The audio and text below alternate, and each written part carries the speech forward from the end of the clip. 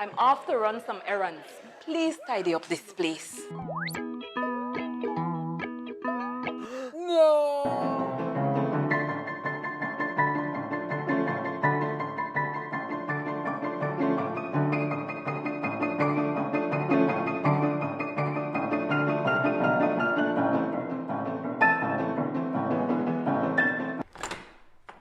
Wow! How did you guys do it? We got cleaners. Cleaners? You know it, Dad. Cleaner, it works.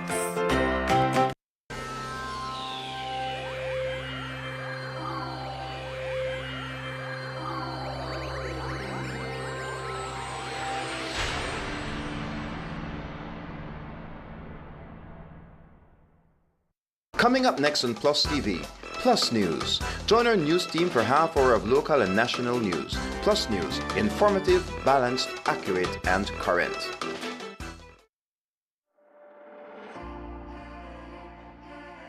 First, scan the QR code to download the app.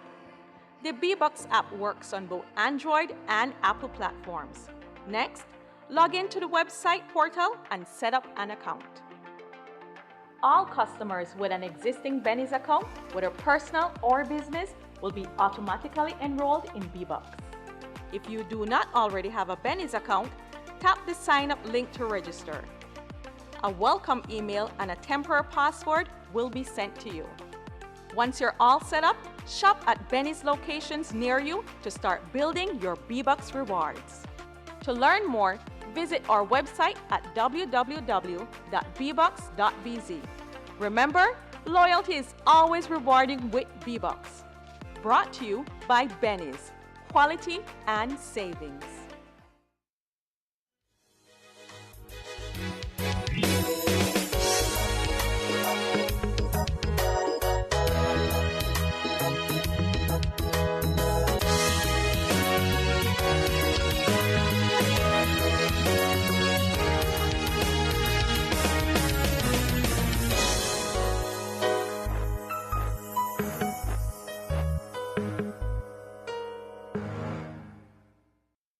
Former ambassador and mayor charged following allegations of sexual assault of a minor. Dengue cases rising in the Belize district. These stories and more coming up next on Plus News. Stay tuned.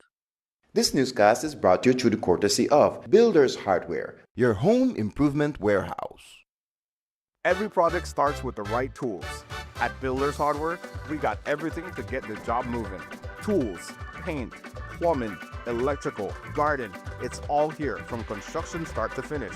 We're also offering a different kind of power tool. Order anytime, anywhere.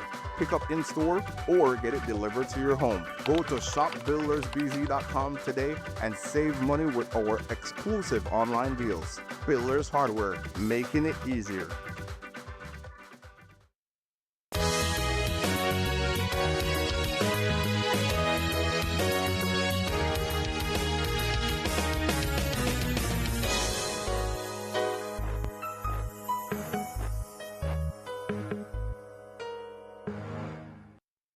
Welcome to Plus News for Thursday, July 24th. I am LJ Wade. A former mayor and ambassador, 50-year-old Said Badegera, has been accused of a sex crime. Yesterday, news broke of a former ambassador being detained for questioning in reference to an accusation made by a 16-year-old minor. This morning, it was confirmed that the former mayor in question, Said Badegera, after footage surfaced of him being escorted. Guerra was transported to the town's court where he was read charges and offered bail, which he met. According to reports, Guerra met the male minor at a store in Benque and allegedly coerced him into taking some drinks. Guerra then took the minor to his house where he allegedly was forced to perform sexual acts. The minor reportedly suffered injuries during the ordeal, prompting him to tell his mother about what had occurred. Today, after he met bail, Guerra spoke with the media, maintaining his innocence. Here is that clip. Community knows me, Belize knows me. This community knows me because I've worked with young people, with children and young people over the years since I was very young. It's the first time that these allegations pop up. It's the first time I am seeing myself involved in this kind of things. A 16-month-old baby is dead after reportedly choking on her vomit. On Wednesday, July 23rd, just after 5 p.m., 21-year-old Laruni Castillo of Georgetown Village in the Stan Creek District returned home from work to find her 16-month-old child dead. Castillo had left her child in the care of an 18-year-old babysitter when the incident occurred. According to the babysitter, at around 1:30 p.m. that same day, she fed the child rice and gave her a bottle of chocolate milk before putting her to bed. Approximately 2 hours later, when the babysitter went to check on the child, she was found unresponsive, lying in vomit. Police are investigating this latest death. The Belize district is currently seeing a surge in dengue cases being reported. As of today, July 24th, the country has 528 recorded cases. While that may seem like a large number, Kim Bautista, the Chief Vector Control Officer, says that the total is still below what the country saw last year. According to Bautista, overall cases are down 46.8% when compared to last year. Despite the overall cases being down, however, Bautista says that the Belize district is seeing a 262% increase in cases, with 80% of those coming from the south side area. As of week 29, which concluded last week Saturday, we saw a total of 357 laboratory confirmed cases and 171 clinical for a total of 528 tests. If you compare that versus the same 29-week period for 2024, we're looking at decrease of 46.8% versus last year. So last year at this same time, we were already up to 990 cases, and right now we're at 528, which is the regional trend that we're seeing in the Caribbean and Latin America, where the cases are down this year. Unfortunately, when you disaggregate the data by district, and I will share that with you shortly, Belize district specifically is up. Belize City has a total of 307 cases, 69 clinical and 238 laboratory confirmed. If you compare that to last year for the same 29-week period, Belize City had 84 cases. So that's a 262% increase in cases in the Belize district. Now, mind you, that is not really spread out across the entire Belize district, but to specific neighborhoods within the largest epicenter, as you mentioned, Belize City.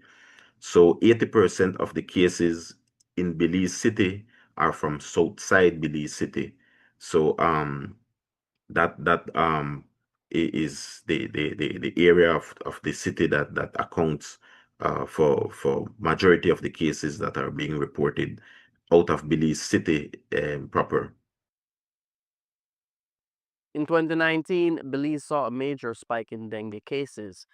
That cases were so severe that several persons had to receive blood, causing Belize's blood banks to become depleted. We asked Bautista if Belize is better prepared for an outbreak.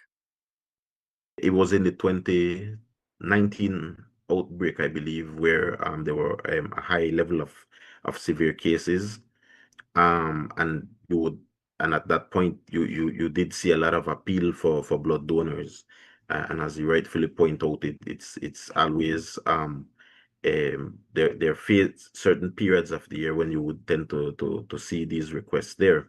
I think over the past year or so, the blood bank have been really ramping up their blood drives. I am pretty sure they've done a couple that I've seen for this year, and some regions more than other, like Belize City and the Cayo district, are always they get quite a bit of donors, so they always have a high stock. And of course, depending on where it is required, then they would be able to send blood to that area. The challenge always is that you receive blood, but then you have to replace, and so you will have to find a donor, and I think that is where it is always difficult, as you point out, to get blood donors, because the access is one thing, but then the requirement is there that you would want to also get a donor to replace that unit that you're utilizing, or those units that you're utilizing. In terms of case management of persons that require hospitalizations, I think you saw in our release yesterday, there was clinical management training for both northern districts yesterday in case management for dengue. We also did that in the south and also in the west some weeks ago. And shortly we will be replicating that in the central health region, which is Belize district. So we're focusing a lot in terms of case management, which we're doing case studies in those trainings as well, to ensure that clinicians are following the protocols that are in place for treatment and management of these cases. Of course, for dengue, it has a lot to do in terms of fluid replacement and also blood replacement that is being lost. So we're focusing quite a bit in terms of case management to avoid any potential loss of life this year. We'll take our first break and be back with more news. Stay tuned.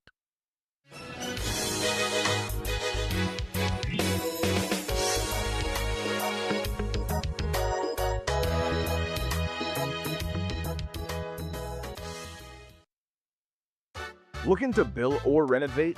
Find the inspiration you need in our showroom. First stop, the kitchen. Explore big name appliances, all built to make life easier. From there, let the lights guide you. But what about the finer details? We've got you covered. And to bring it all together, we've got tiles for every surface. All available online. Builders Hardware, your home improvement warehouse.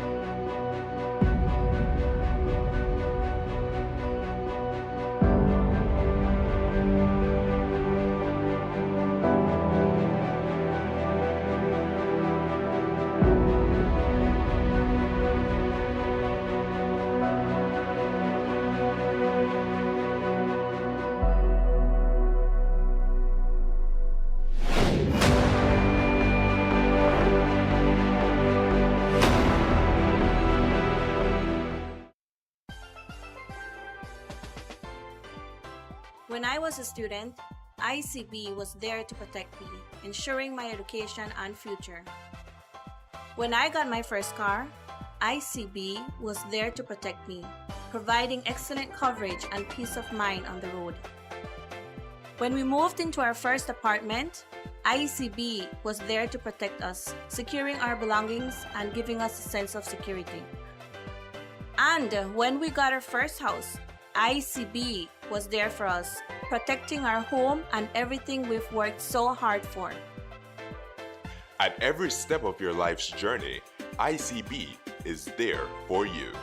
For more information, call 224-5328 or visit our nearest branch. Let's all be safe during the rainy season.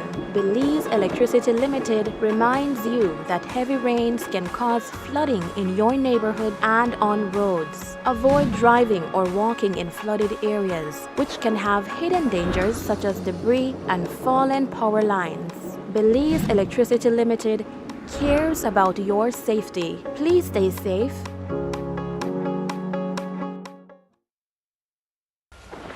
When the power goes out, life is disrupted. Be prepared and keep your home powered up with a generator from Benquip. We carry brands such as Honda, Kohler, and JCB.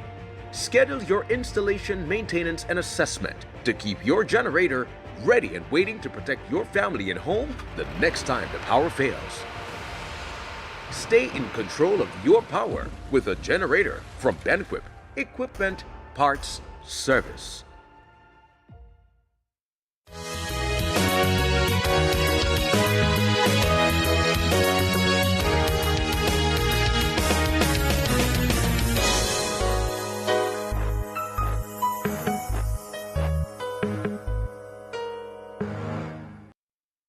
Police are seeking one person in connection to an aggravated burglary attempt that took place in Belize City just after midnight last night.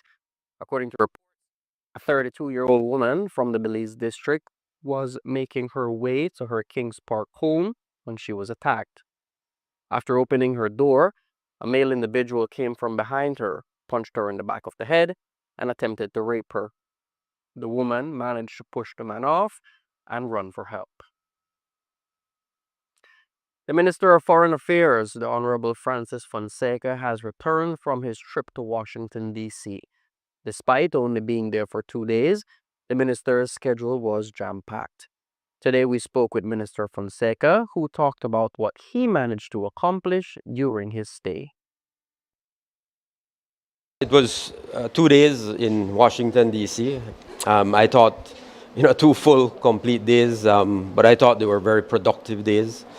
As you rightly said, we started out the 2-day meeting, the visit, meeting with the Foreign Minister of Guatemala. That was my first meeting. We had a bilateral meeting with the Foreign Minister of Guatemala, where we discussed the ICJ process and discussed the challenges we continue to face on the border in the Sarstoon, and discussed generally Belize-Guatemala relations in terms of trade, investment, other opportunities. So I thought that was a very productive meeting. Later in the day, we had a wider meeting, Belize-Guatemala, under the auspices of the OAS. We had a meeting with the group of friends where both Belize and Guatemala made statements to our group of friends, and we heard from them about their continued support for the process, the ICJ process. So that was very good. All of our group of friends were there. They all reaffirmed their commitment to supporting Belize and Guatemala through this process, as long as it takes, and supporting the work of the OAS. So that was very good. Also, as you said, had a very good meeting with the Secretary General, the new Secretary General of the OAS, His Excellency Albert Ramdin. Again, there we discussed the primary issue I wanted to discuss with him was the continued work of the OAS in the adjacency zone between Belize and Guatemala. But we also discussed regional issues and hemispheric issues, including the situation in Haiti. We talked about reform at the OAS, many different issues we discussed. So again, That was a very, very, very good meeting, I think. I also had meetings with congressmen, the ranking member of the Foreign Affairs House Committee, Congressman Meeks, Gregory Meeks of New York, and I had a meeting with the chairman of the Republican chairman of the House Committee for Foreign Affairs, Congressman Mast, Chairman Mast. And again, there we talked about the different challenges Belize was facing. We discussed issues that we wanted their support with, including the MCC issue. Belize, Guatemala, we talked about as well. And many different areas of support that we could work on and collaborate on together. While in the U.S., Minister Fonseca also managed to unveil a bust of the Right Honorable George Cato Price at the OAS Hall of Heroes. He called the moment a proud one for Belize. We unveiled with the Secretary General of the OAS a bust of George Price in the Hall of the Heroines and Heroes of the Americas. Very proud moment for Belize, in my view. We're only the third CARICOM country to have our national hero or father of the nation displayed in those halls. So a very proud moment for Belize. We had quite a few people from the Belizean community there in DC there to witness it. So I think that was incredibly important, recognizing the contribution that George Price made, not only to Belize, but as a statesman to the region, to the hemisphere. Today, the Ministry of Health and Wellness, in collaboration with UNICEF and NDAC, kicked off a 2-day capacity building workshop tailored towards enhancing services that are offered to adolescents.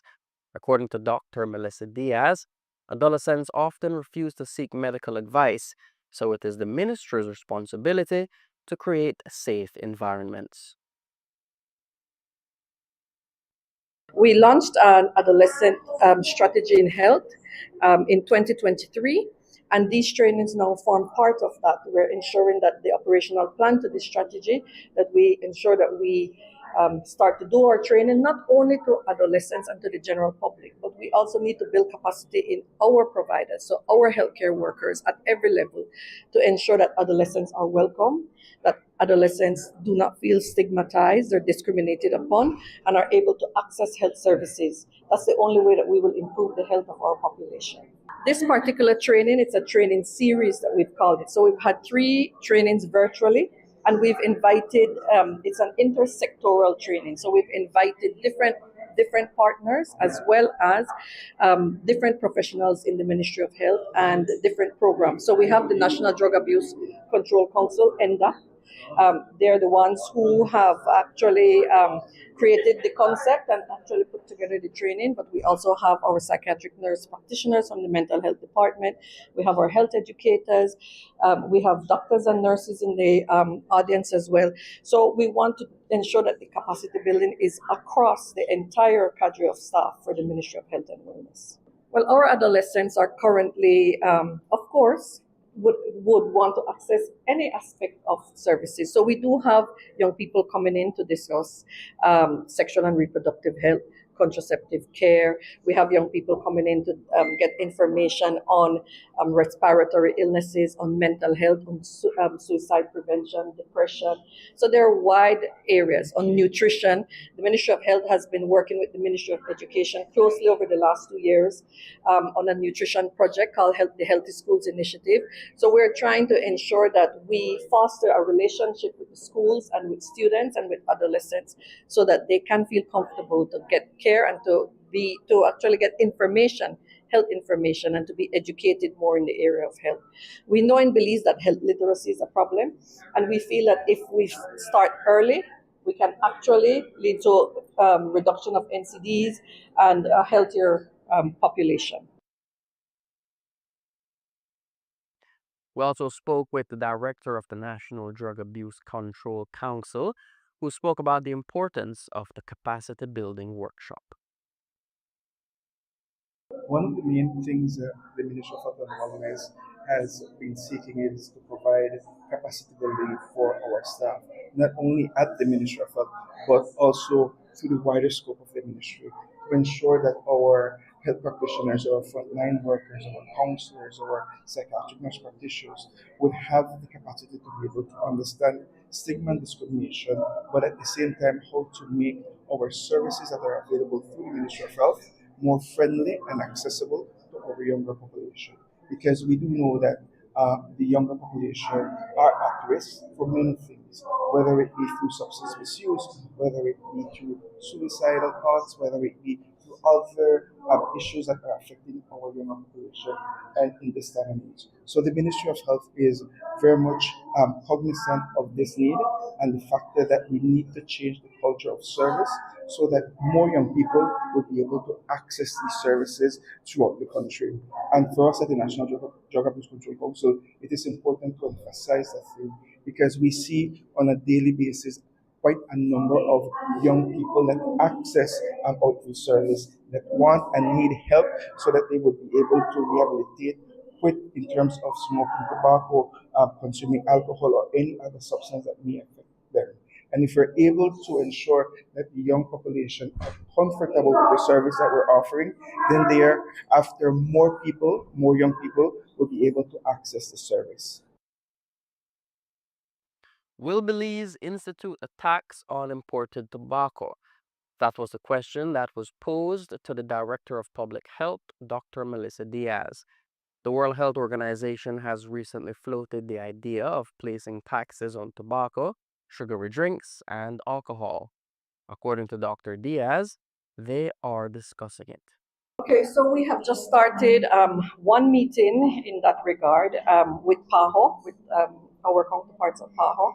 We have recently completed our tobacco bill.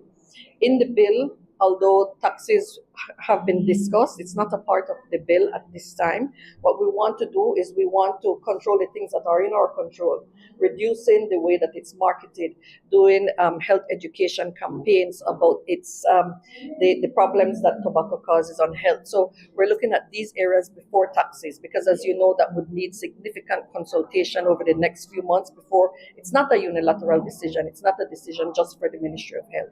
So we are trying to look at the things that we can do to reduce sugary sweetened beverages. As I'd explained to you, with the Ministry of Education, the Healthy Schools, that's looking at a gradual ban of sugar sweetened beverages in our schools. So we're trying to ensure that we can cause some kind of impact, behavioral change, and reduce persons wanting these sugar sweetened beverages or cigarettes, and ways to help with the counseling and help to reduce any kind of that, not stigma, but to reduce them, that urge to drink alcohol excessively, to smoke cigarettes, because it's not just about, like I had mentioned, not just about saying don't do it, but finding out why and looking to try to solve this by looking at the reasons why young people are going towards alcohol and drugs. And we'll take our last break and be back with some more news. Stay tuned.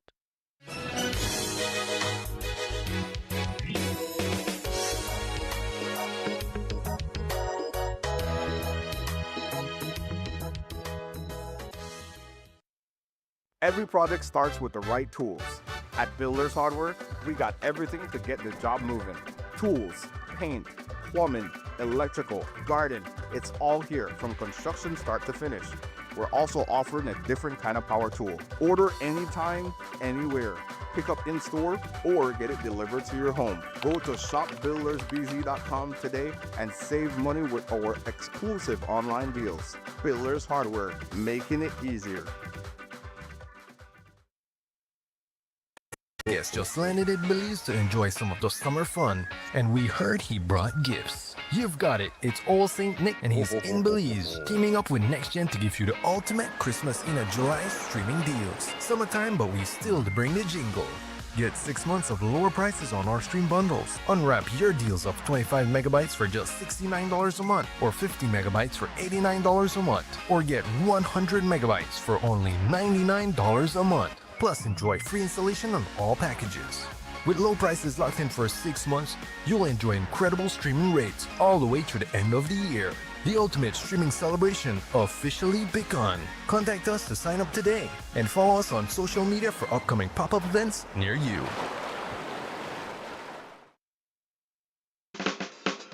Give me the real milk, the number one milk, Dano milk, then love Dano milk. You can whip its cream, for Dano milk it is real, yes, Dano milk, then love Dano milk.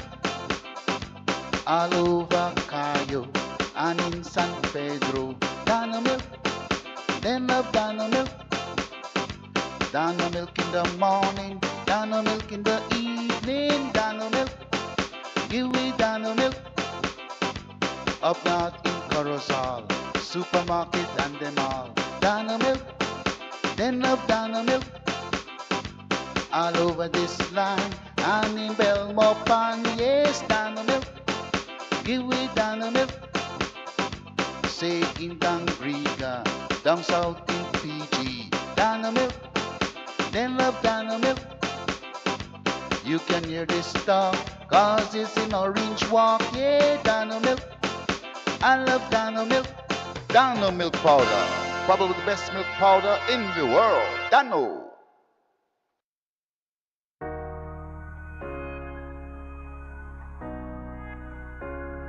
We are excited to announce that we have issued some purchase price to some of the residents of Monkey River who have never owned a piece of land. So what we have done is to allocate some land for the people of Monkey River in Bella Vista. Well, I feel very good. It's the first time that I'll be owning my own land. So I really appreciate this. I want to say thanks to Mr. Osmond Martinez. I feel so happy to get a piece of land. First time at the age of 47. I never think I will get it, and it's so easy. Feels so good. I don't even own a piece of land, so this is my first time in history for me holding on to a piece of land lease. Looking forward to purchase as well. And for the young people, trust me, they feel the same way. They're more than happy to receive this today. At the end, we are one country. We are one Belize. The integration, the intercultural integration that we're having throughout the country, it is beautiful. And there is a lot of respect now within the intercultural relationships, which just make it beautiful, So this is a wonderful experience and one of its kind.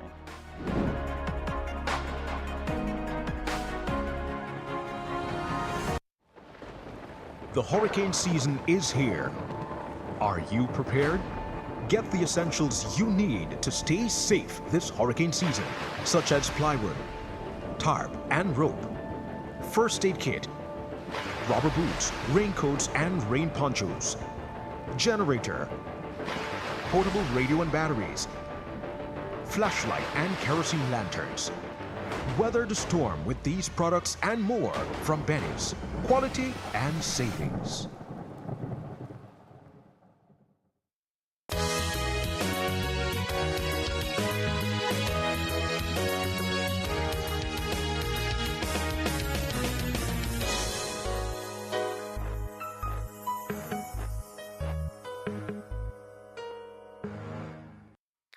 The Ministry of Infrastructure, Development and Housing is replacing road signs damaged by bullets. In a recent statement, the ministry condemned the vandals, urging them to use the proper facilities if they need to target practice. Officials say that the damages not only pose safety risks, but also place an unnecessary burden on public resources as they are bought out of taxpayer money. The ministry has asked the public to respect traffic infrastructure and report any acts of vandalism.